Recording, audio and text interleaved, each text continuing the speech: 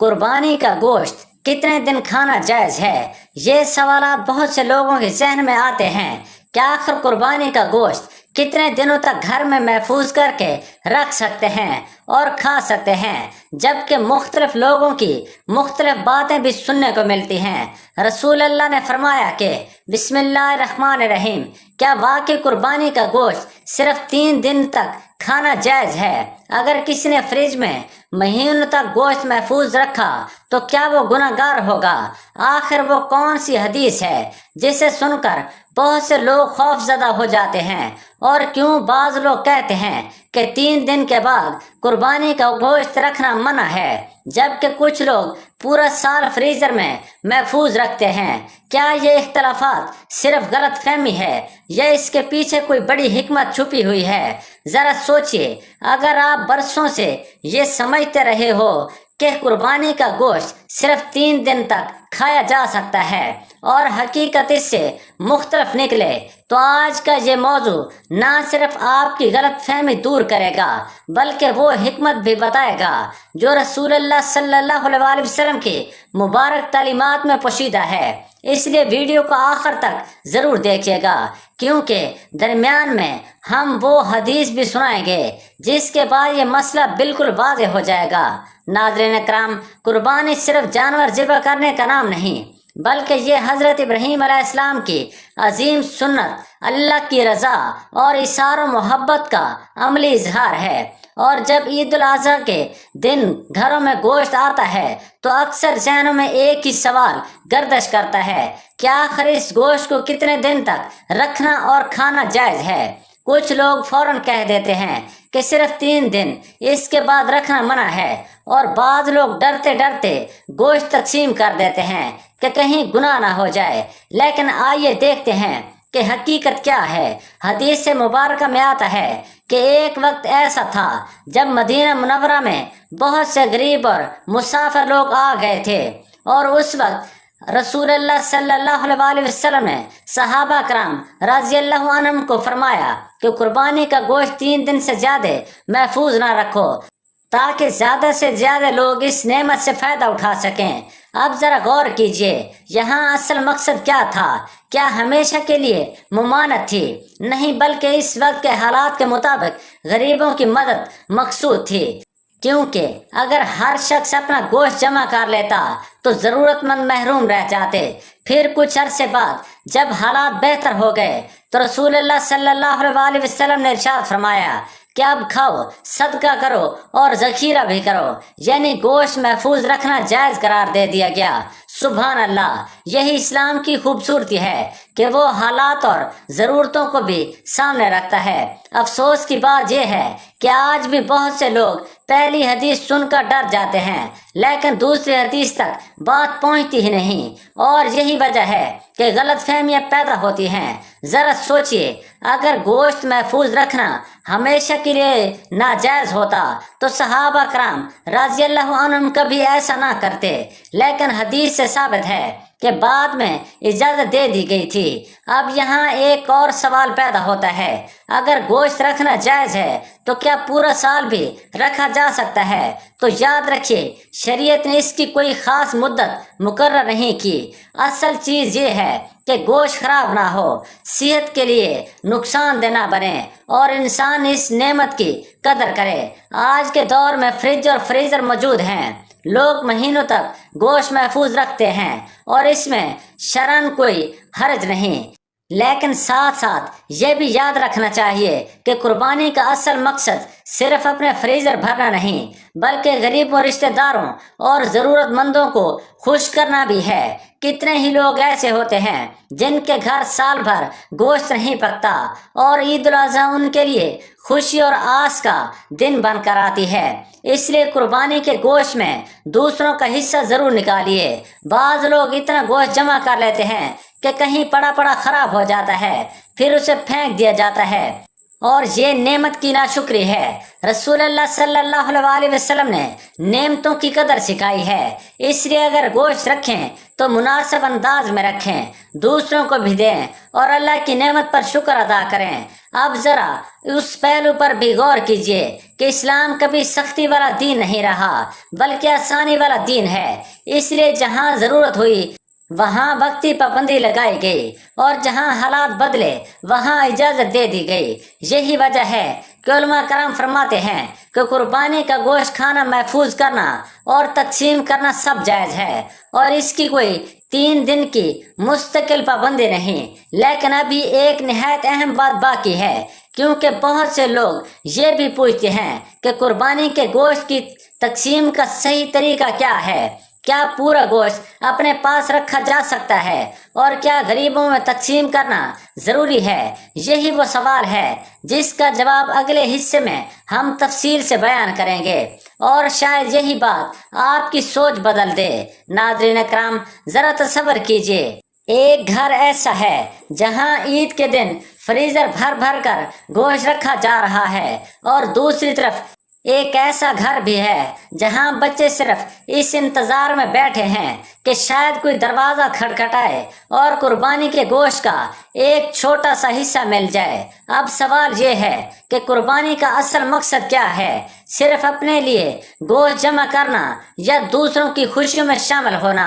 اور کیا واقعی قربانی کا سارا گوشت اپنے پاس رکھ لینا جائز ہے؟ یہی وہ سوالات ہیں جن کے جواب جاننا ہر مسلمان کے لیے ضروری ہے، کیونکہ بعض لوگ سمجھتے ہیں کہ آدھا گوشت دینا فرض ہے، کچھ کہتے ہیں 1/3 دینا ضروری ہے، جبکہ کچھ پورا گوشت ہی اپنے گھر میں رکھ لیتے ہیں۔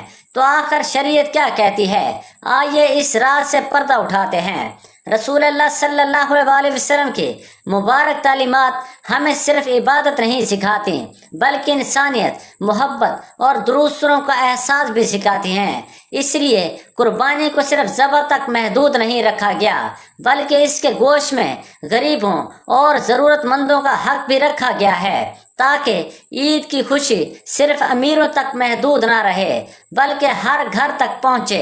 علماء کرام فرماتے ہیں کہ قربانی کے گوشت کو 3 حصوں میں تقسیم کرنا مستحب ہے، یعنی ایک حصہ اپنے لیے، ایک حصہ رشتہ داروں اور دوستوں کے لیے، اور ایک حصہ غریبوں اور مسکینوں کے لیے۔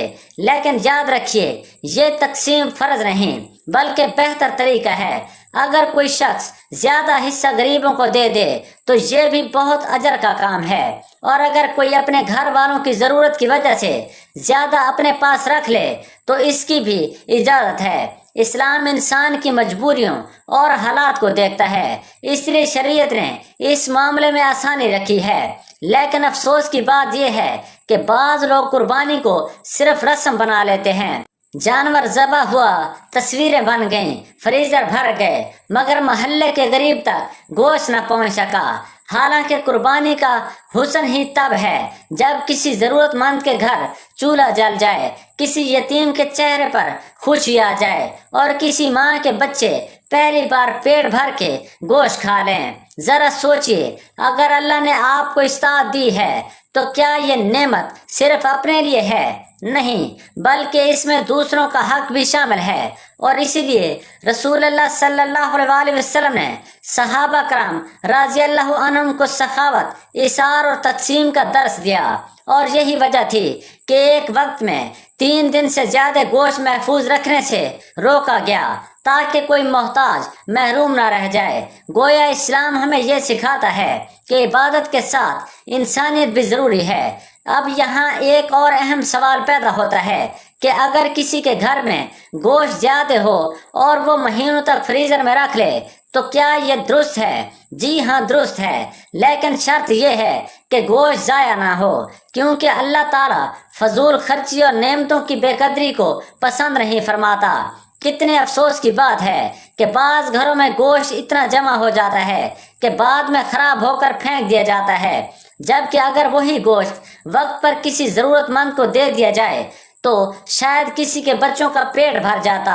اسی لیے قربانی صرف جانور ذبح کرنے کا نام نہیں بلکہ دل کے اندر رحم، سخاوت اور شکر پیدا کرنے کا نام ہے۔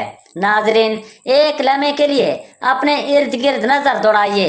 کتنے لوگ ایسے ہیں جو سال بھر گوشت خریدنے کی طاقت نہیں رکھتے، اور عید الاضحیٰ ہی ان کے لیے امید بن کر آتی ہے۔ اس لیے کوشش کیجیے کہ آپ کی قربانی سے زیادہ لوگ خوش ہوں، کیونکہ اللہ تعالیٰ کے نزدیک وہ عمل بہت محبوب ہے جس سے کسی مسلمان کے دل میں خوشی داخل ہو۔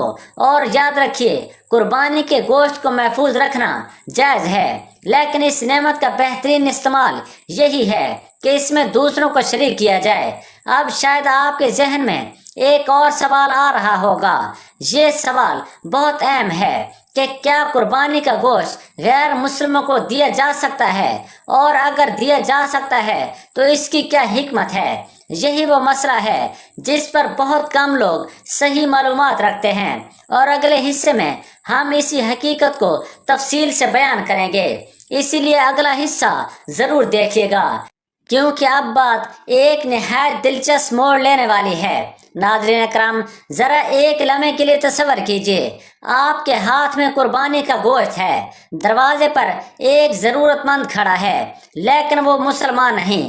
اب دل میں فوراً ایک سوال پیدا ہوتا ہے، کیا اسے قربانی کا گوشت دینا جائز ہے؟ کہیں ایسا تو نہیں کہ ثواب ضائع ہو جائے، یا پھر شریعت نے اس بارے میں کوئی خاص حکم دیا ہے؟ یہی وہ سوال ہے جو ہر سال عید الاضحیٰ کے موقع پر ہزاروں ذہنوں میں گردش کرتا ہے، مگر افسوس کہ بہت سے لوگ سنی سنائی باتوں پر عمل کرتے ہیں اور اصل حقیقت تک پہنچ ہی نہیں پاتے۔ اور آج ہم اسی پردے کو ہٹانے والے ہیں۔ اسلام صرف مسلمانوں کے ساتھ حسن و سلوک کا درس نہیں دیتا، بلکہ انسانیت کے ساتھ بھلائی سکھاتا ہے۔ یہی وجہ ہے کہ قرآن و سنت میں پڑوسیوں، مسکینوں اور انسانوں کے حقوقوں پر بار بار زور دیا گیا ہے، چاہے وہ کسی بھی مذہب سے تعلق رکھتے ہوں۔ علماء کرام فرماتے ہیں کہ قربانی کے نفلی گوشت میں سے غیر مسلم پڑوسیوں یا ضرورت مندوں کو دینا جائز ہے، خاص طور پر اگر اس سے اسلام کی خوبصورتی اور محبت ظاہر ہوتی ہو، کیونکہ رسول اللہ صلی اللہ علیہ وآلہ وسلم نے ہمیشہ حسن و اخلاق، نرمی اور اچھے برتاؤ کی تعلیم دی۔ ذرا سوچئے، اگر ایک غیر مسلم پڑوسی یہ دیکھے کہ مسلمان عید کے دن اپنی خوشیاں دوسروں کے ساتھ بانٹتے ہیں، بھوکوں کو کھانا کھلاتے ہیں اور محبت سے پیش آتے ہیں، تو اس کے دل میں اسلام کی کتنی خوبصورت تصویر قائم ہوگی۔ یہی تو اسلام کی اصل دعوت ہے، صرف زبان سے نہیں بلکہ کردار سے۔ لیکن یہاں ایک بات سمجھنا بہت ضروری ہے کہ قربانی کے گوشت کے بارے میں مختلف فقہی تفصیلات بھی موجود ہیں۔ بعض علماء واجب قربانی اور زندہ وغیرہ کے معاملے میں احتیاط کا قول کرتے ہیں، جبکہ عام قربانی کے گوشت کے بارے میں وسعت پائی جاتی ہے۔ اس لیے بہتر یہی ہے کہ انسان اپنے علاقے کے معتبر عالم دین سے بھی رہنمائی لے، لیکن عمومی طور پر حسن و سلوک اور پڑوسیوں کے ساتھ بھلائی کی اجازت دی گئی ہے۔ افسوس کی بات یہ ہے کہ بعض لوگ دین کو صرف سختی سمجھ لیتے ہیں، حالانکہ رسول اللہ صلی اللہ علیہ وآلہ وسلم کی زندگی رحمت، آسانی اور اخلاق سے بھری ہوئی تھی۔ آپ نے تو جانوروں تک کے ساتھ رحم کا حکم دیا، پھر انسانوں کے ساتھ نرمی اور بھلائی کیوں نہ ہو؟ قربانی کا اصل پیغام یہی ہے کہ انسان اپنے دل سے بخل، غرور اور خود غرضی نکال دے۔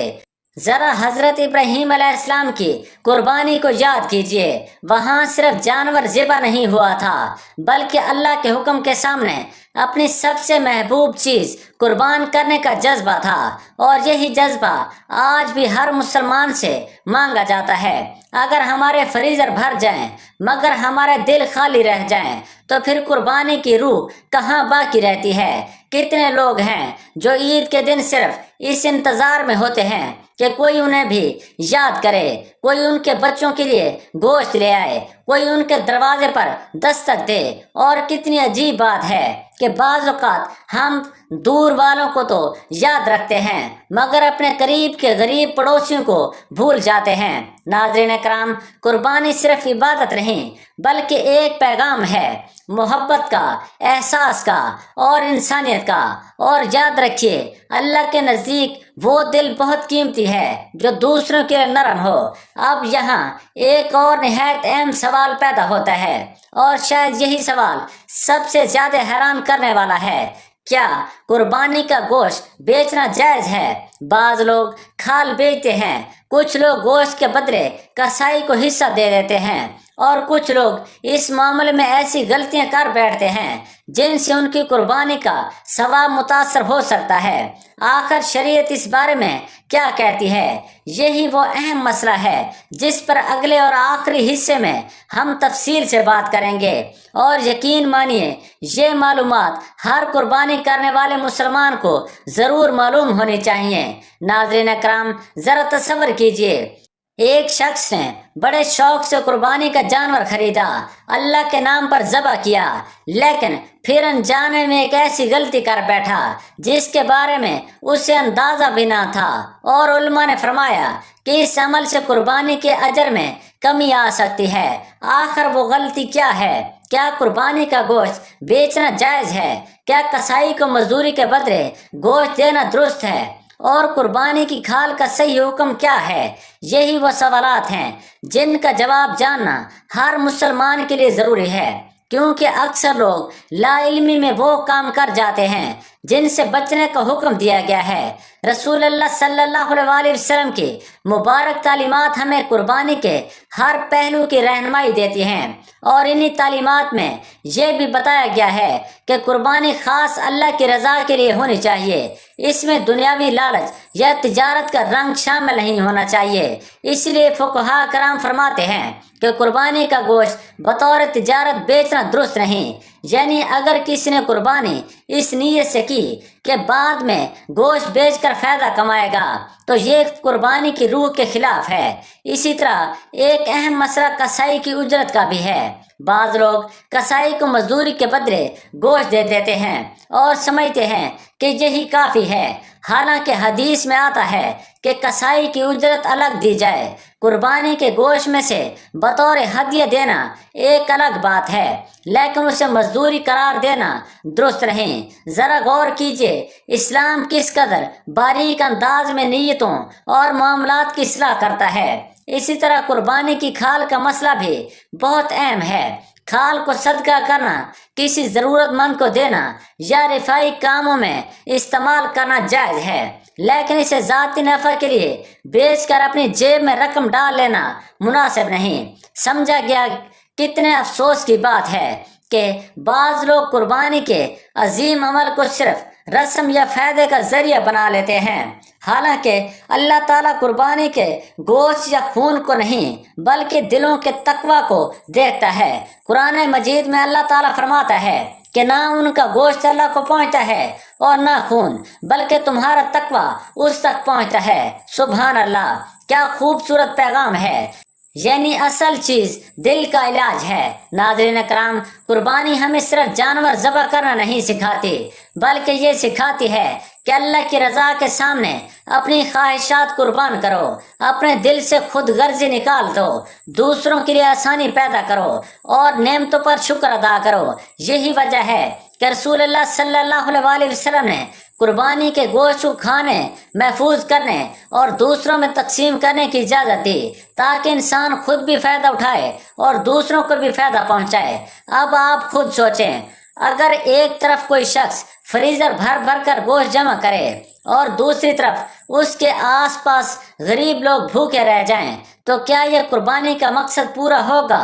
ہرگز نہیں۔ قربانی کا اصل حسن تو تب ہے جب کسی یتیم کے چہرے پر مسکراہٹ آئے، کسی بیوہ کے گھر چولہا جلے اور کسی غریب کے بچے خوشی سے کہیں کہ آج ہمارے گھر بھی گوشت پکا ہے۔ یہی وہ جذبہ ہے جو اسلام ہمیں سکھاتا ہے۔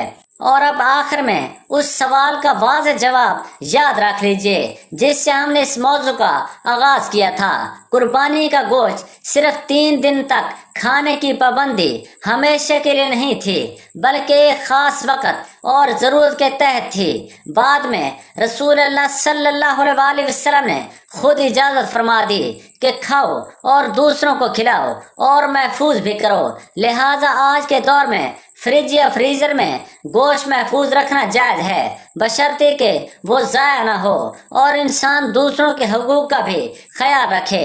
ناظرین اکرام، آج ہم نے جانا کہ قربانی صرف گوشت حاصل کرنے کا نام نہیں، بلکہ یہ اللہ تعالیٰ کی رضا، تقوی، محبت، ایثار اور انسانیت کا درس ہے۔ قربانی کا گوشت 3 दिन तक महदूद नहीं, बल्कि रसूल अल्लाह सल्लल्लाहु अलैहि वसल्लम ने बाद में खुद इजाज़त फरमाई कि इसे खाओ और दूसरों को खिलाओ और महफूज भी करो। असल मकसद दिलों में रहम पैदा करना, ज़रूरतमंदों को याद रखना और अल्लाह की नेमतों की कदर करना है। अगर हमारी कुर्बानी से किसी गरीब के घर खुशी पहुंच जाए, किसी यतीम के चेहरे पर मुस्कुराहट आ जाए और किसी भूखे का पेट भर जाए, तो यही कुर्बानी की असल रूह है। लिहाजा कुर्बानी को सिर्फ रस्म ना बनाइए, बल्कि इसे मोहब्बत, सखावत और इखलास के साथ अदा कीजिए, क्योंकि अल्लाह ताला के नज़दीक सबसे कीमती चीज़ हमारे दिल का तकवा है। नाज़रीन इकराम, आखिर में दुआ है अल्लाह ताला से कि ऐ अल्लाह हमें कुर्बानी की हकीकी रूह को समझने की तौफीक अता फरमा, हमारे दिलों में इखलास, रहम, सखावत और शुक्र पैदा फरमा। या अल्लाह हमारी कुर्बानियों को अपनी बारगाह में कबूल व मंजूर फरमा, हमारे गुनाहों को माफ़ फरमा, हमारे रिज़्क़ में बरकत अता फरमा और हमें अपनी नेमतें दूसरों के साथ बांटने वाला बना दे। या रब्बुल आलमीन, हमारे घरों में मोहब्बत, रहमत और आसानी अता फरमा और हर मोहताज, गरीब, यतीम और परेशान हर मुसलमान की मदद फरमा। आमीन या रब्बुल आलमीन। नाज़रीन इकराम, अगर आपको यह मालूमाती बयान पसंद आया हो तो वीडियो को लाइक करें, ज़्यादा से ज़्यादा शेयर करें, ताकि ये अहम मसला हर मुसलमान तक पहुंच सके। और कमेंट बॉक्स में अल्लाह ताला के प्यारे नाम या रज़ा को ज़रूर लिखें। अल्लाह ताला आप सबकी कुर्बानियों को कबूल फरमाए। वस्सलामु अलैकुम वरहमतुल्लाहि वबरकातुहू। प्यारे नाज़रीन, आपसे गुजारिश है कि अपने रिज़्क़ में बरकत, वुसअत और कुशादगी के लिए अल्लाह तबारक व तआला के 99 नामों में से कोई एक नाम कमेंट बॉक्स में ज़रूर लिखें। अल्लाह हाफिज़।